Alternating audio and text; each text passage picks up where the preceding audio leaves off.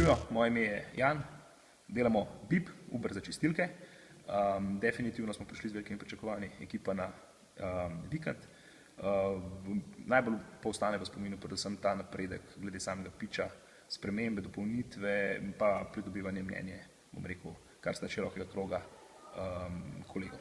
V kolikšni meri boste spremenili pitch za Demodan?